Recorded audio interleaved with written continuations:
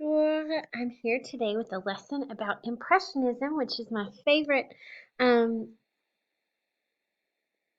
movement, I suppose, in art history. And so this lesson will all be in English. I feel like you can't go through French, high school French, without learning a little bit about this artistic movement because it's just so important and and just produced some really beautiful works of art.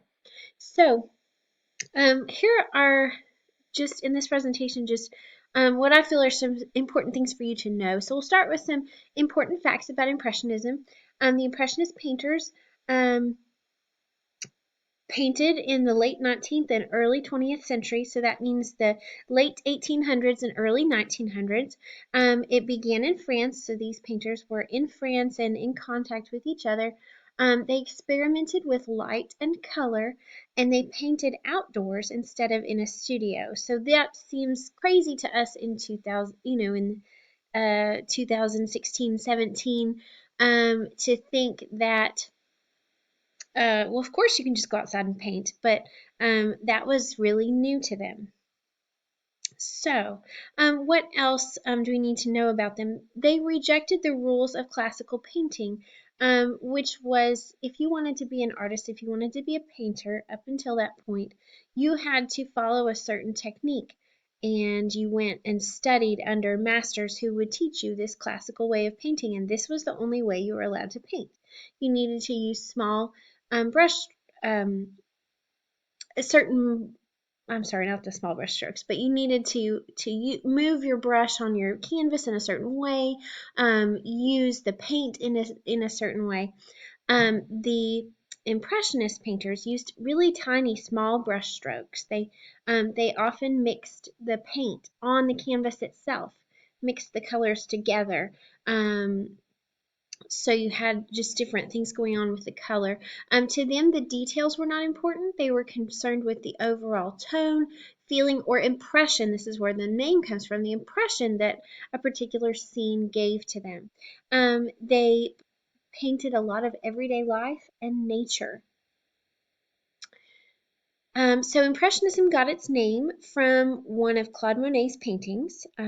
Claude Monet is seen as the father of Impressionism, and the name of his painting was Impression Sunrise in English, or Impression Soleil Levant. So here's the sun rising, and it's just like he was out there watching the sunrise, and this was the impression that he got. It's not super detailed. It's not maybe doesn't look like a anything that people had seen before with this kind of all these colors sort of running together.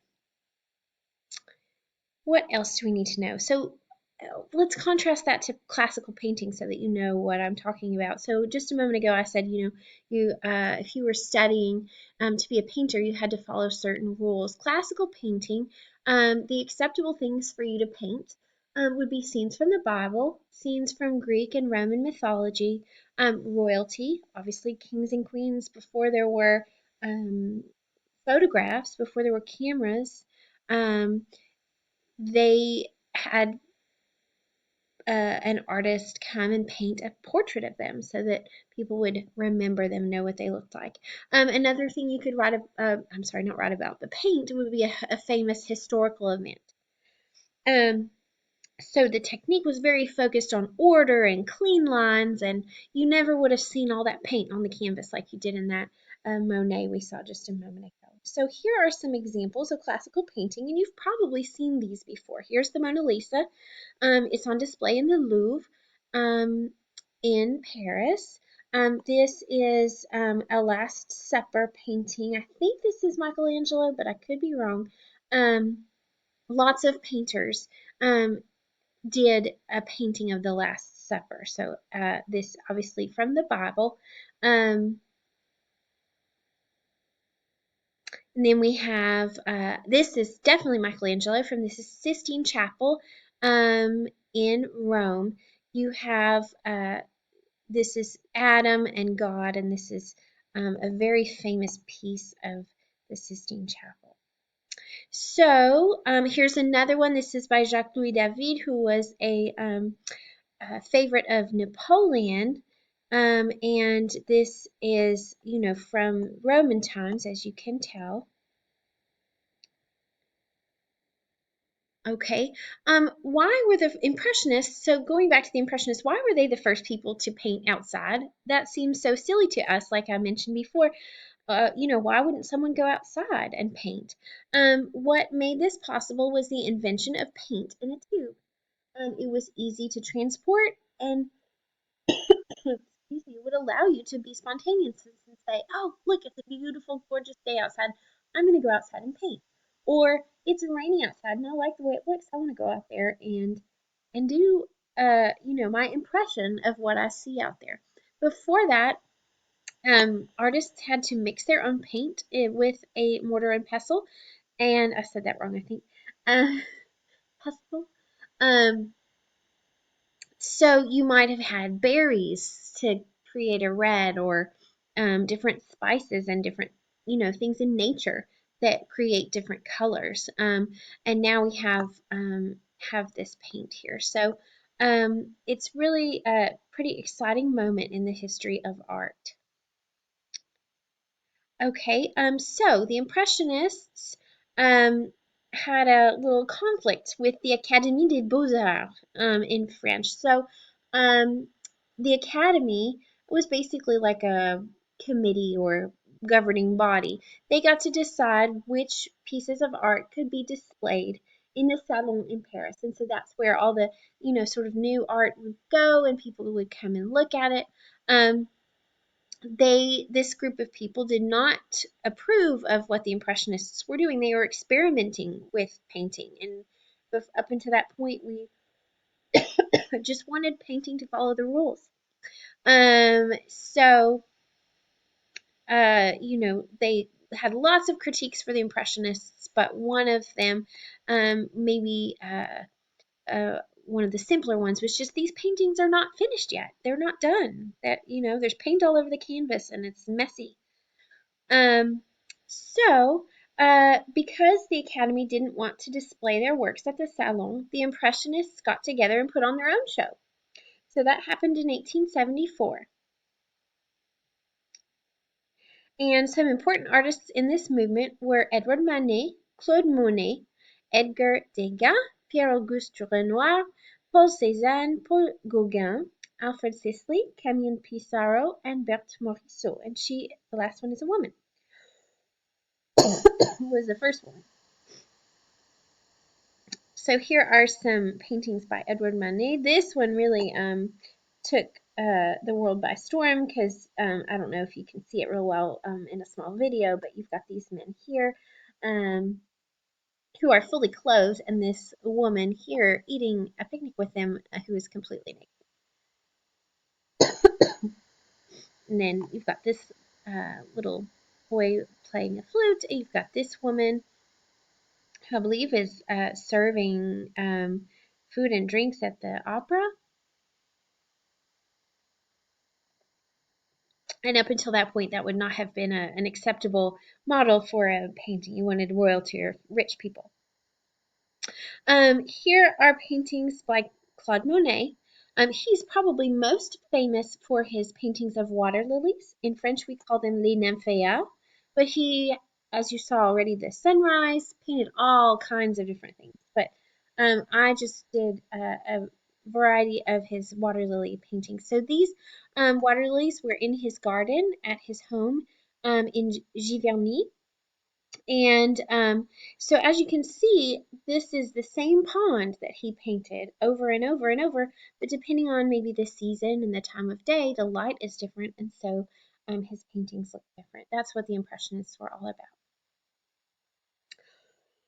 about. Excuse me, I'm having trouble.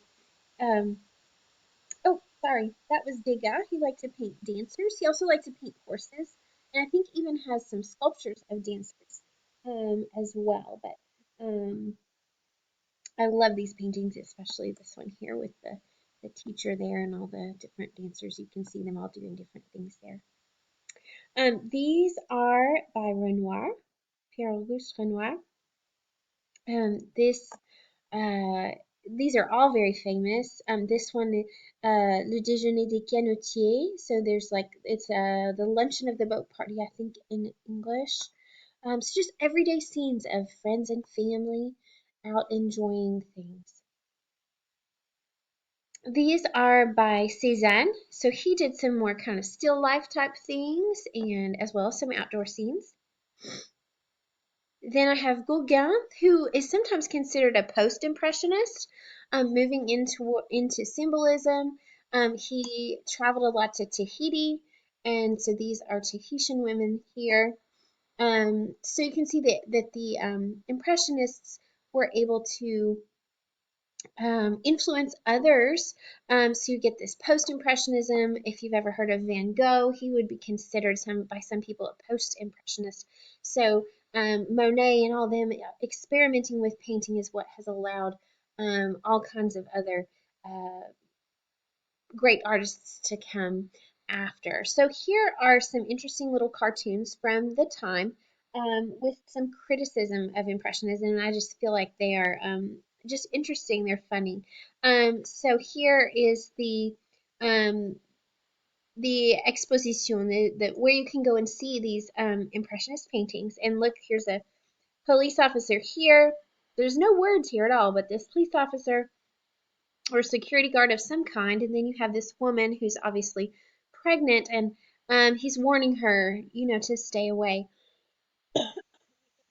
to pregnant women, to stay off roller coasters and, maybe not eat steak rare, because you're afraid it might harm the baby. But the idea that these paintings were dangerous, and then here we have a little caption, bien féroce. So féroce would be like ferocious.